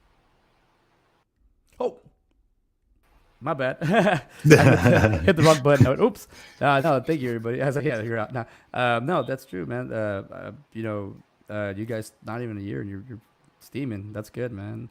Keep up the good work. Keep on the good content, and I'll catch up with you guys on your show, and you'll have you back over here. Next time I'll get all three of y'all in here, but hopefully, we can get some movie stuff going for you, because as you shall find out, as I found out, once that child gets here, the timer has started. The clicker has started. You've already done great. You're already doing a good start. You gotta, because it's something about I don't know if this is advice or just experience, but like it's something about when you see a little version of you, and you just see a little version look up at you and smile, and everything's gonna be okay kind of feel. But there's a lot of pausing, and I feel like it's okay to pause. I feel like it's okay to look at your new mini you and be like, oh wow, let's do this. Let's figure this out, because as we get older, we just get older, you know. And then now you have someone to look there. So it's like, you know, I'm still a dumbass.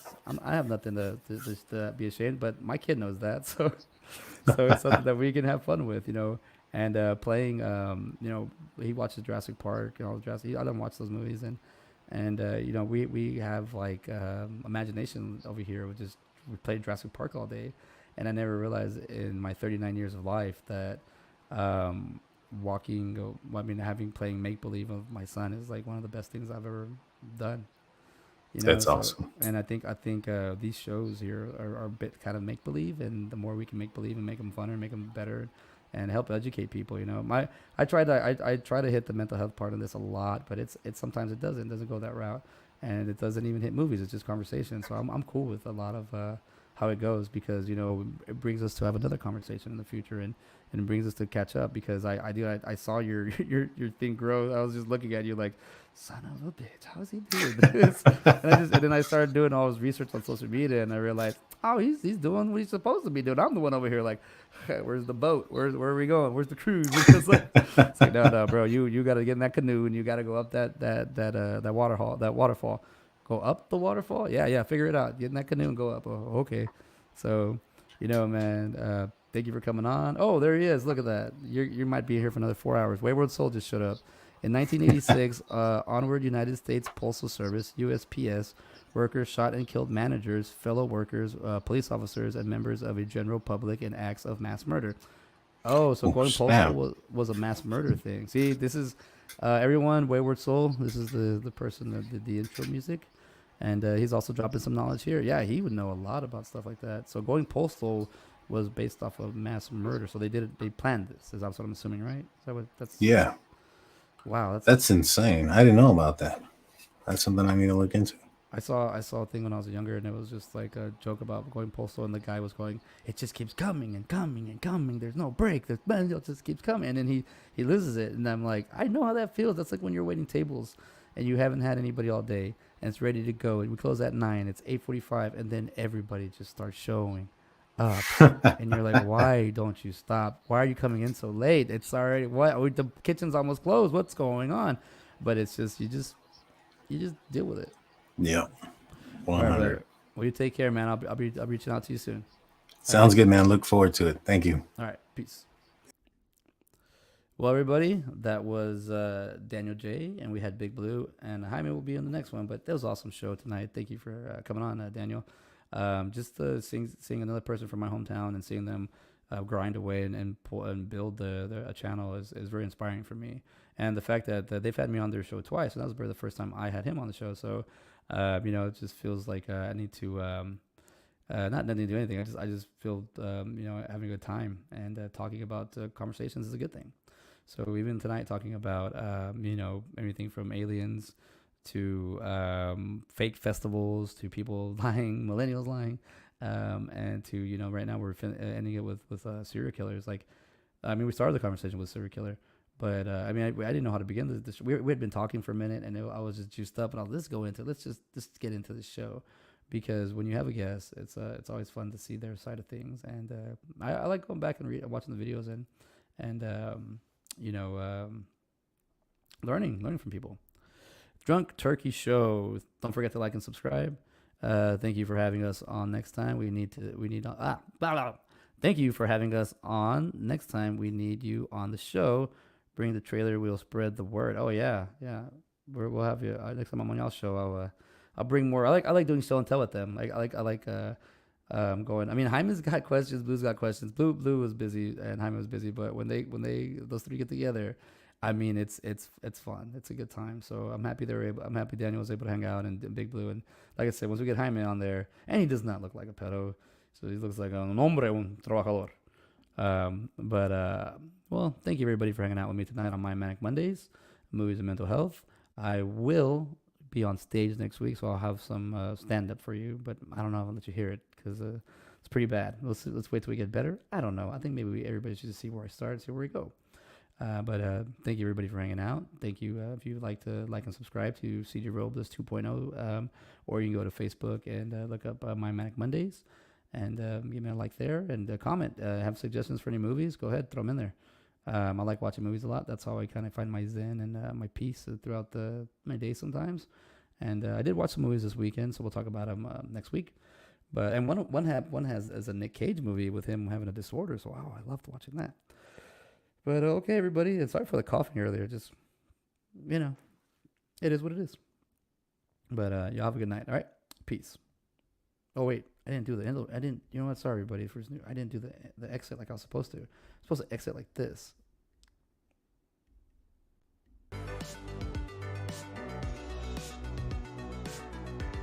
This is the original side-by-side song.